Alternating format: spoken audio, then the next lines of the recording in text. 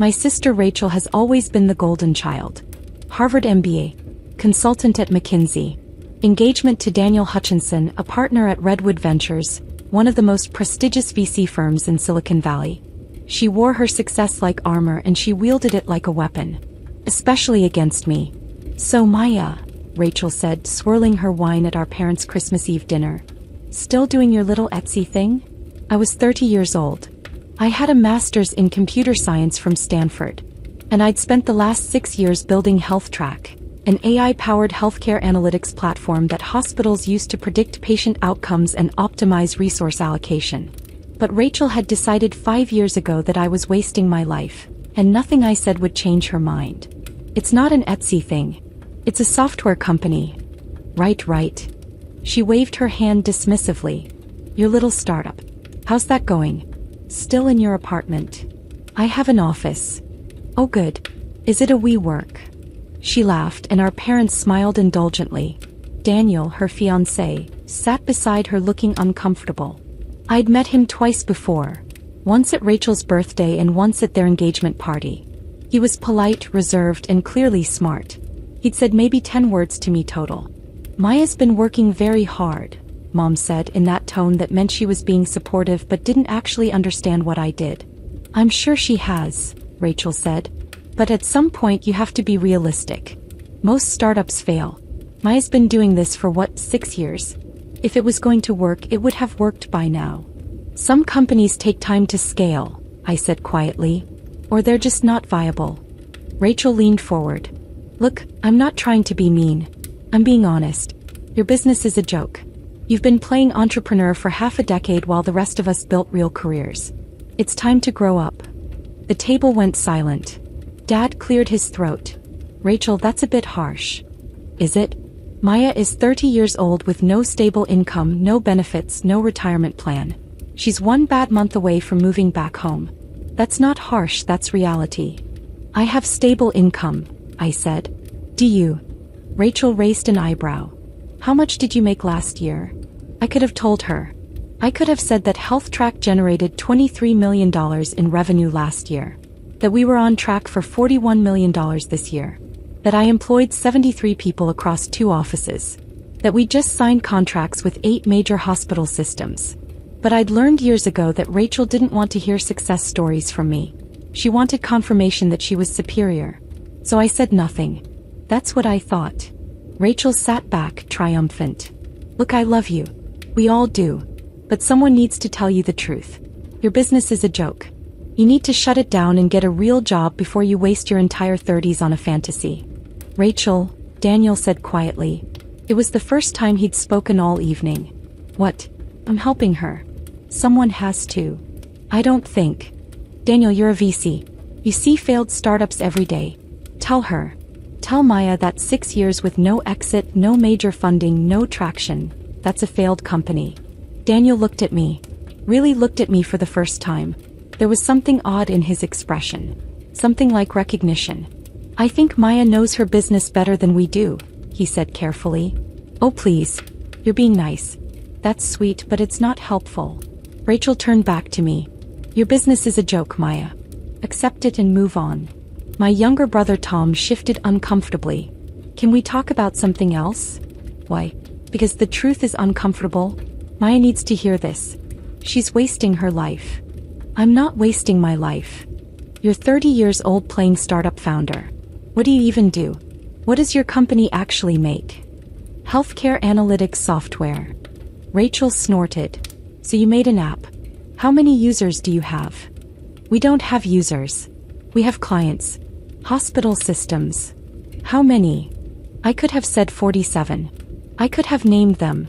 Massachusetts General, Cleveland Clinic, Johns Hopkins, Stanford Medical. I could have mentioned that our software processed data for 2.3 million patients annually. But what was the point? Several, I said. Several. Rachel laughed. You hear that, everyone? Maya has several clients for her healthcare app. That's adorable. Meanwhile, I'm advising Fortune 500 companies on billion-dollar strategies, and Daniel's firm manages $4.7 billion in assets. But sure, your little app is going great. Daniel was staring at me now with that same odd expression. like he was trying to solve a puzzle. Your business is a joke, Rachel said again, slower this time, like she was talking to a child. And the kindest thing I can do is tell you to stop embarrassing yourself and get a real job. I stood up. I need some air. Oh, don't be dramatic, Rachel called after me as I walked toward the back door. I'm just being honest. I stepped onto the patio and closed my eyes. 6 years. 6 years of building something real. 6 years of 80-hour weeks and sleepless nights and impossible problems. 6 years of growing from just me in my apartment to 73 employees who depended on me. 6 years of changing healthcare, saving lives, making a difference. And my sister thought it was a joke. The door opened behind me. Daniel. Maya, I'm sorry about Rachel. She can be intense. It's fine. It's not fine. She shouldn't have said those things. I turned to look at him. But she did. And she meant them. And honestly, it doesn't matter anymore. I stopped trying to prove myself to my family 3 years ago. He hesitated. Can I ask you something? Sure. Your company.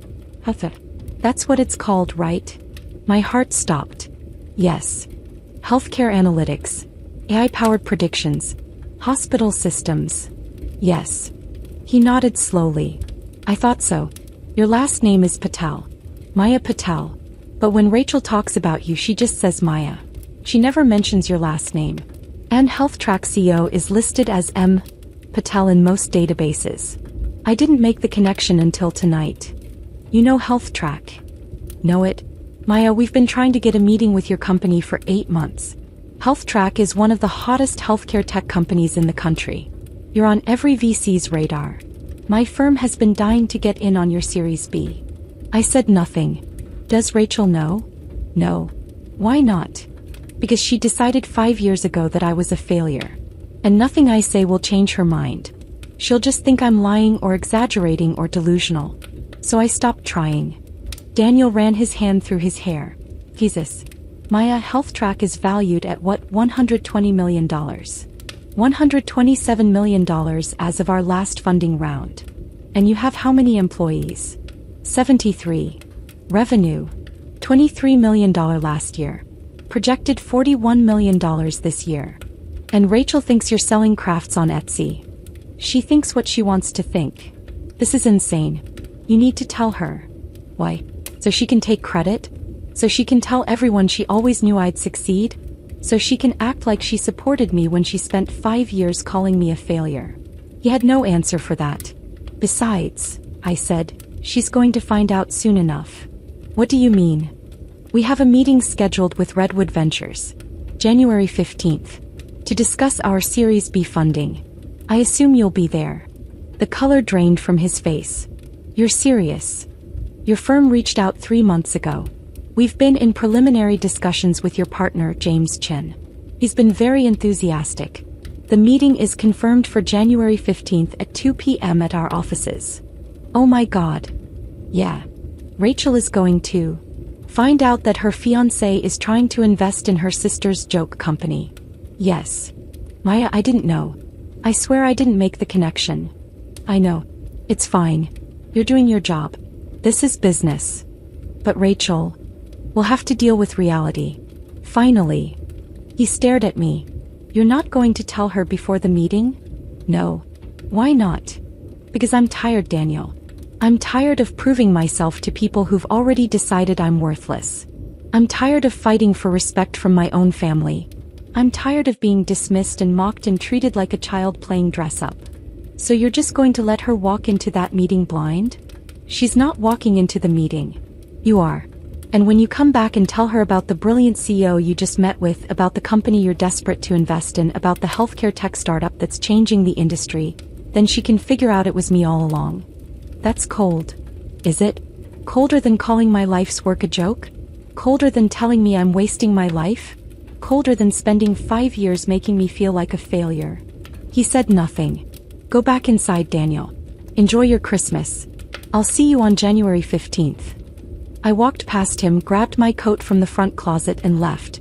Behind me I heard Rachel's voice. Where's Maya going? God, she's so dramatic. I got in my car and drove back to San Francisco. Back to my joke company. Back to my real life. I arrived at our offices at 7 a.m. HealthTrack occupied the entire 5th floor of a building in Soma. Floor-to-ceiling windows overlooking the bay. Open workspace with 73 desks. Conference rooms named after pioneering doctors. A server room that hummed with the processing power of our AI systems. My CFO Jennifer found me in my office at 8 a.m. Ready for today? As ready as I'll be. Redwood Ventures. Big meeting. Very big. James Chin is bringing 2 partners. Daniel Hutchinson and Sarah Kim. Standard Series B pitch. They're looking to invest $25 to $30 million for a 15% stake. I nodded. You okay? You seem tense. Daniel Hutchinson is my sister's fiancé. Jennifer's eyes went wide. The sister who called my business a joke at Christmas. Yes. Oh my God. He didn't know. He figured it out at Christmas dinner, but Rachel still doesn't know. And today he's going to walk into my boardroom and realize exactly how wrong my sister has been about me for 5 years. This is going to be awkward. Extremely. Are you going to acknowledge it? Not unless he does. This is a business meeting. We're going to pitch our Series B, discuss our growth trajectory, and negotiate terms. His personal connection to me is irrelevant. Maya, he's engaged to your sister. And I'm the CEO of a $127 million company he wants to invest in. Which relationship is more important in this context? Jennifer grinned. I love when you're ruthless. I'm not being ruthless. I'm being professional. Sure. That's definitely what this is. At 1:45 p.m. our head of operations Marcus poked his head into my office. Redwood Ventures just entered the building. Thank you. Conference room A. All set up. Presentation loaded. Financial projections printed. Water and coffee ready. Good. I stood up, smoothed my blazer, and walked to the conference room. James Chin I'd met before, twice. He was sharp, enthusiastic, and genuinely excited about HealthTrack's potential. He greeted me warmly when I entered. Maya, good to see you again. James, thank you for coming. Are you kidding? We've been looking forward to this for months. Let me introduce my partners. This is Sarah Kim. She specializes in healthcare investments. Sarah shook my hand. Your platform is incredible. I've been following your growth for 2 years. And this is Daniel Hutchinson, one of our senior partners. Daniel walked into the room. Our eyes met. The color drained from his face. He froze in the doorway, staring at me sitting at the head of the conference table. At the HealthTrack logo on the screen behind me. At the nameplate in front of my seat that said, Maya Patel, CEO and founder. Daniel. James said. You okay? Yes. Sorry. He looked at me. Really looked at me. Maya. Hi. Hello, Daniel. Please sit down. He sat down slowly, still staring. Have you two met? Sarah asked. Briefly, I said smoothly. At a family event. Daniel is engaged to my sister. James's eyebrows shot up. Seriously? Small world. Very small, I said. Shall we begin? For the next 90 minutes, I presented HealthTrack's growth trajectory, technology platform, client acquisition strategy, and financial projections. I was flawless. I always was in these meetings. This was my company, my vision, my life's work. And I knew every number, every metric, every success story by heart. James and Sarah asked excellent questions. Daniel said almost nothing, just watched me with that same stunned expression. When I finished, Sarah leaned forward. Maya, this is extraordinary. Your patient outcome predictions are industry-leading. Your client retention rate is 97%. Your growth trajectory is exceptional. This is exactly the kind of company we want in our portfolio. I'm glad to hear that. What are you looking for in terms of investment? $28 million for a 14% stake.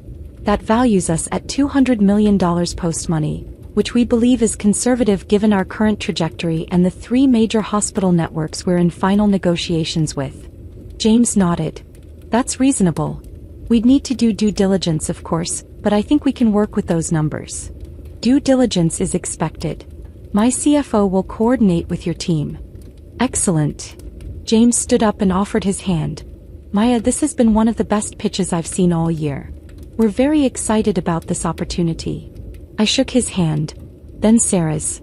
Then Daniel's. His hand was shaking. Maya, he said quietly. Can we talk? Privately. I looked at James and Sarah. Would you excuse us for a moment? My operations head, Marcus, can show you our development floor if you're interested. That would be great, Sarah said. They left. Daniel and I stood alone in the conference room. You knew, he said. At Christmas. You knew we had this meeting scheduled. Yes. And you didn't say anything. What was I supposed to say? By the way, Rachel, your fiancé is about to invest in my joke company. She wouldn't have believed me. You let me walk in here completely blind. You figured it out at Christmas. You've had 3 weeks to tell Rachel the truth. That's not my responsibility. He ran his hand through his hair. This is insane. My Yurzio. You've built a $127 million company. You're changing healthcare. And Rachel thinks you're unemployed. Rachel thinks what she wants to think. You have to tell her. Why? Because she's your sister. And she called my life's work a joke. In front of our entire family. He told me I was embarrassing myself. She said I needed to grow up and get a real job. Why exactly do I owe her the courtesy of managing her embarrassment? Because this is going to destroy her. Is it? Or is it going to force her to finally see me as something other than her failure of a little sister? Daniel stared at me. When did you become so cold? When my own family spent 5 years making me feel worthless. When every success I achieved was dismissed or ignored. When I realized that no matter what I accomplished, Rachel would always see me as inferior. I'm not cold, Daniel. I'm just done. What do you want me to do? Your job. Go back to Redwood. Discuss the investment with your partners. Run your due diligence. Make your decision. And if you choose to invest, I'll treat you exactly like any other investor. Professionally, fairly, and without personal bias. And Rachel, that's between you and her. You can tell her about this meeting. You can tell her about HealthTrack. You can tell her that her fiancé is about to invest $28 million in her sister's joke company. How you handle that conversation is up to you. She's going to call you. Probably. What will you say? I don't know yet. But Daniel, understand this. I'm not going to apologize for my success. I'm not going to minimize what I've built to make her feel better. And I'm not going to pretend the last 5 years of dismissal didn't happen. If Rachel wants a relationship with me, she's going to have to accept reality. All of it. He nodded slowly. For what it's worth, Maya, this is incredible. What you've built. The pitch you just gave. You're brilliant. Thank you. Rachel should be proud of you. But she's not. And that's the problem. He left. I stood alone in the conference room looking out at the San Francisco skyline. My phone buzzed. Jennifer, how'd it go? Me, they're interested. $28 million for 14%. Jennifer, and the sister situation? Me, Daniel is probably calling her right now. Jennifer, oh God. Me, yeah. I walked back to my office and waited. Rachel called at 4:47 p.m. I let it ring 4 times before answering. Hello. What the fuck, Maya? Hi, Rachel. How are you? How am I? How am I? Daniel just told me about your company. Your real company. The $127 million company. The company he's about to invest in. The company that employs 73 people. The company that you've been building for 6 years while I thought you were unemployed. I'm not unemployed. I told you that. You said you had a startup. You said you had an office. You didn't say you had a $127 million company. You didn't ask. I didn't ask. Maya, you let me think you were broke. You let me think your business was a joke. No, Rachel. You decided my business was a joke. I tried to tell you otherwise. You didn't listen. When did you try to tell me? 3 years ago at your birthday. I mentioned we'd signed our first major hospital contract. You said, that's nice, and changed the subject.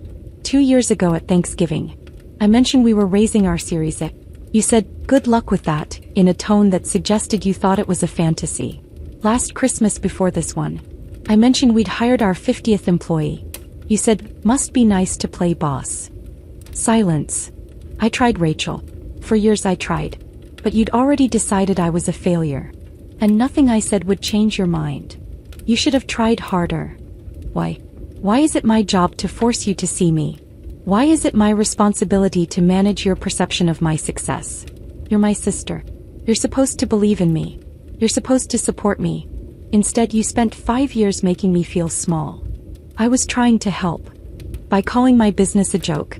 By telling me I was wasting my life. By saying I needed to grow up and get a real job. That's helping.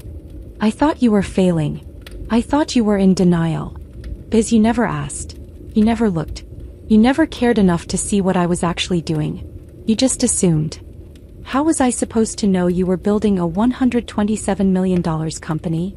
By asking. By listening. By treating me like an adult instead of a child who needed to be corrected. Rachel, I told you I had clients. I told you I had employees. I told you I had an office. You dismissed all of it because it didn't fit your narrative. What narrative? That you're the successful one and I'm the failure.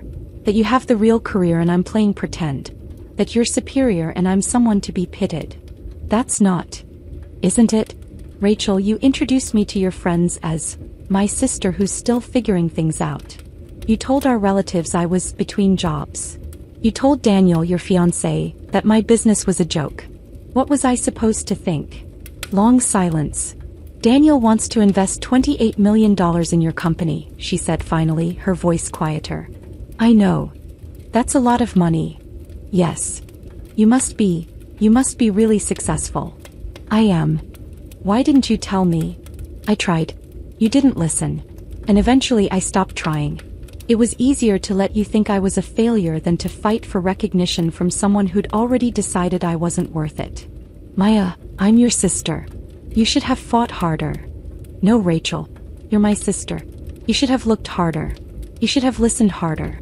You should have believed in me without needing a $127 million valuation to prove my worth. I heard her crying. Actually crying. I'm sorry, she whispered. Maya, I'm so sorry. Are you sorry you were cruel? Or are you sorry you were wrong? Both. I'm sorry for both. I don't know if I believe you. I was horrible to you. At Christmas. I called your business a joke. I called your life a waste. Maya, I was so horrible. Yes, you were. How do I fix this? I don't know if you can. Please, tell me how to fix this. I closed my eyes. Rachel, you can't fix 5 years of dismissal with one apology. You can't undo the damage of constantly making me feel worthless. You can't erase the fact that you needed a VC meeting to finally see me as successful. Then what do? You sit with it. You understand what you did. You recognize that you hurt me badly and that your apology doesn't automatically heal that hurt. And maybe eventually you do better. I want to do better. I want to be the sister you deserve. Then start by believing me. Not because Daniel confirmed it. Not because there's a number attached to my company. But because I'm your sister and you should trust me when I tell you I've built something real. I do. I believe you. Maya, I believe you. Now you do. After 5 years. After Daniel walked into my boardroom. But you didn't believe me at Christmas. You didn't believe me at Thanksgiving. You didn't believe me for 5 years. That's the problem. How do I earn your trust back? I don't know. Time maybe. Consistency. Proving that you've actually changed and this isn't just embarrassment talking. I have changed. Today changed me. Seeing what you built. Understanding what I missed. Maya, I'm so proud of you. Are you? Or are you proud of the $127 million valuation? Would you be proud if my company was worth $5 million? $1 million? $500,000? Would you be proud if I was still building it in my apartment with 3 employees and a dream? She didn't answer. That's what I thought. Maya. I need to go, Rachel. I have work to do. Can we talk again? Please. Eventually. But not right now. I need time to process this. To figure out what our relationship looks like going forward. To decide if I even want a relationship with someone who only respects me when there's a number that validates my worth. Please don't shut me out. You shut me out first. For 5 years. You decided I wasn't worth your respect or belief or support. Now I'm deciding whether you're worth mine. I hung up. My hands were shaking. Jennifer appeared in my doorway. You okay? No. But I will be. What did she say? That she's sorry. That she's proud. That she wants to fix things. Do you believe her? I believe she's embarrassed. I believe she realizes she was wrong. I don't know if I believe she's actually changed. What are you going to do? My job. I'm going to run my company. I'm going to close this Series B. I'm going to keep building something that matters. And if Rachel can accept reality, all of it, not just the parts that make her look good, maybe we'll find our way back to each other. But that's her work to do, not mine. Jennifer nodded. For what it's worth, you handled that pitch flawlessly. Redwood is going to invest. I'd bet money on it. Good. We need that capital for the Q3 expansion. Ever the CO. It's who I am. It's who I've always been. Rachel just needed a VC to tell her that before she'd believe it. I turned back to my computer and got back to work. Because that's what successful people do. They don't waste time managing other people's perceptions. They build empires while everyone else is still arguing about whether they're real. Redwood Ventures invested $28 million for a 14% stake in HealthTrack. The deal closed on February 28th. Daniel was professional throughout the due diligence process. We never discussed Rachel. We kept everything strictly business. And when the papers were signed, he shook my hand and said, "This is going to be a great partnership." I agree. For what it's worth, Rachel is trying. He's been reading about healthcare tech. She subscribed to industry newsletters. She's trying to understand what you've built. That's good. She wants to see you. I know. She's texted me 14 times. Are you going to respond? When I'm ready. He nodded and left. My phone buzzed. A text from Rachel. Saw the announcement about Redwood's investment. Congratulations. I know you don't want to hear from me, but I'm proud of you. You built something incredible. I'm sorry I didn't see it sooner. I love you. I stared at the message for a long time. Then I typed back, "Thank you. I love you too. But I need more time." Her response came immediately, "Take all the time you need. I'll be here when you're ready. I'm not going anywhere." I put my phone down and looked around my office. At the framed magazine covers on the wall. Forbes, Fortune, TechCrunch. At the photos of my team at various company milestones. At the contracts with major hospital systems. At the life I'd built while everyone doubted me. Maybe someday I'd forgive Rachel completely. Maybe someday we'd find our way back to being sisters. But today I had a company to run. And that was enough.